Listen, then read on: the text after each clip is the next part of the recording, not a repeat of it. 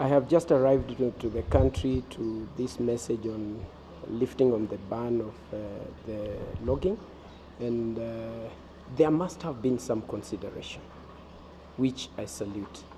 The most important thing that we need to think about as a country is how to balance jobs from trees and rivers from the forests. There is a very important balance that we need to make out there.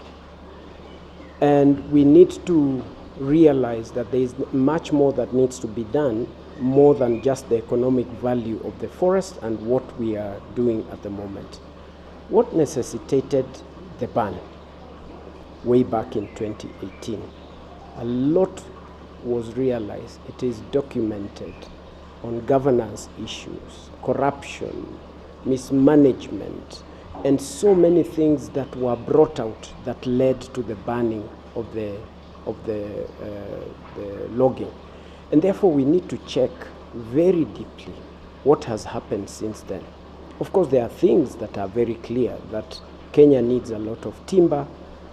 It is stated that we need about 10.3 million cubic meters of wood, and the absence of this from gathering from our forests and trees at the moment means that there is going to be a high cost of implementation of construction and furniture and so many things. That is for sure.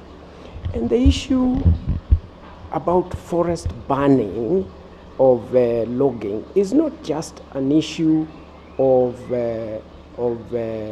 instructions that have been given on paper. There is quite a lot that happens on the ground that's very different. And particularly when we talk about the natural forests and the plantations, you will realize, you will remember, and I've written it in my book, there are places where plantations have since turned to become natural habitat for our animals. And I'll take you precisely to a forest in Shimba Hills. At one time, because it is double gazetted, the Shimba Hills forest, it is a KWS and it is also a KFS. So KFS planted trees over a long period of time, and the trees matured. And when it was time to harvest, KWS said no. This has since become the habitat and the breeding grounds of our wildlife. So dare not cut the trees. This is just one case that I'm talking about. It is repeated in many ways and many places across the country in our forests. And therefore there are ways and means of how to manage this process in a very practical and respectable manner. And I have today identified at least 6 areas that we need to start thinking about. First of all, is to create or to publish a national plantation harvest map. Because without a plan, we will lose it. And as you know, during elections, periods before election, over the years since independence, the biggest sufferer has always been the forests. We have lost very many forests. Many people misuse that opportunity. And unfortunately, at the moment that that announcement was done, you will be surprised that already trees have been cut within just overnight, because it is always a plan that is there. And this may be unknown to His Excellency the President, because it is something that is happening at a different level. So we just need to be very sober. We need to be very strict. We need to publish a national plantation harvest map, which shows very clearly which plantation is compartmentalized, if I may say that. We create compartments that are open for harvest. And we can be able to include an area based on maturity, the species, the volume of the trees, based on the buyers that are going to be there, the management of the trucks, and even have a QR traceable process for this process. The second thing is to secure and equip the water towers in a very clear way.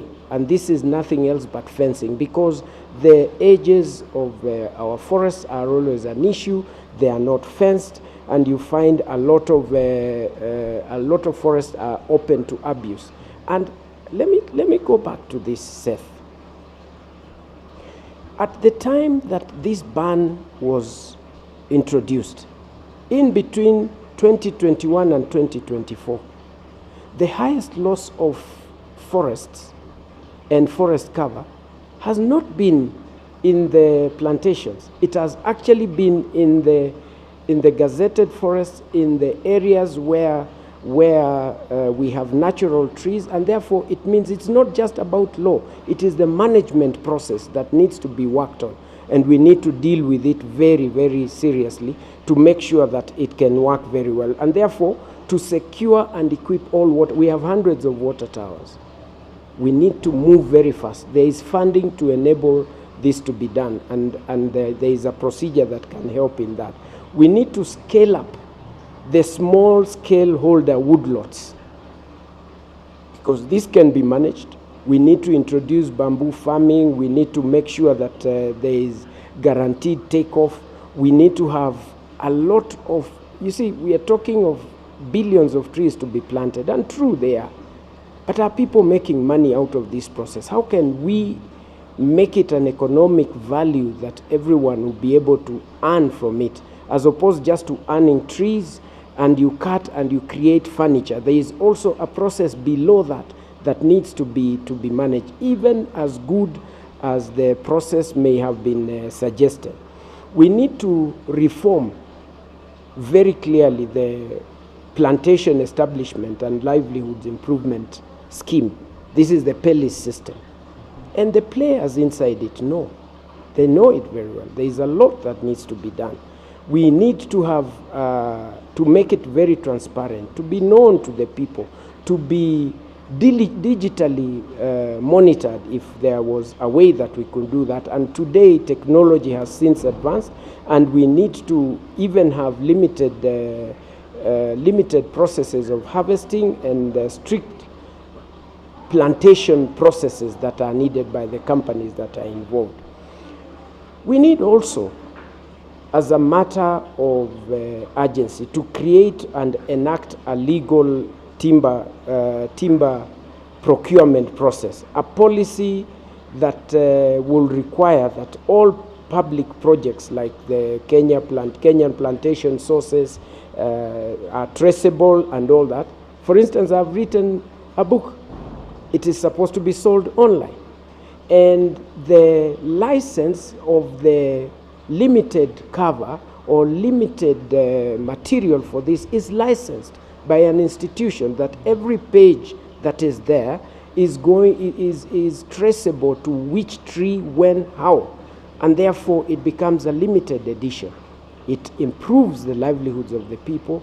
It makes life easier and creates more job opportunities, and these are things that we need to be able to target and see how they can work.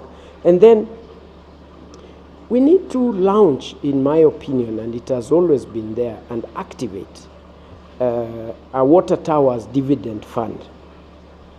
You know, a dividend that clearly dedicates a small percentage of hydropower or water utility revenues to community forests.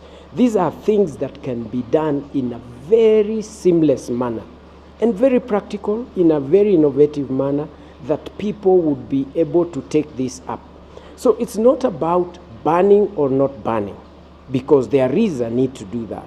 And I believe that the timber manufacturers need to look beyond the short term. I appreciate them. They push the economy in a very good way. And we now need to start thinking about the morality of everything that we suggest. And we also need to look at the economic leadership in all this. They need to think of co-investing in smallholder outgrowers, adopting a very clear opportunity for traceability of materials in terms of the wood. We need to deal with the matters of recycled timber, issues of bamboo, and this transparency, this process will give them more money. We will talk about exports that are of more value and are ethical.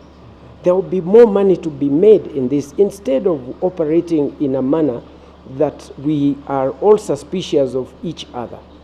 We need to start thinking about the bigger picture, beyond logging to livelihoods. What is giving more? And I talked and alluded earlier on to jobs from trees, in this case furniture, in this case so many things, into supporting livelihoods for trees that are from rivers that are coming from the areas where the trees are growing. And therefore we need to start thinking, what is this that we can be able to deal with? So my appeal is that we need to implement this very carefully. If we do not do that, history will judge us very harshly. And we are not talking about environment here. We are talking about livelihoods. We are talking of people's income. The country is crying left, right, and center on how to deal with challenges of buying power, the challenges of everything. When you look at the breadth of the country, how many people are paying off their loans from the banks, very many bad debts, how many people are able to put food on their table. So when we talk about forests and all this, we need to look at it all across board and make sure that it adds value to what God has given us a responsibility. Because, I mean, we need to think, what is it that we are going to leave our children with? And that matters a lot.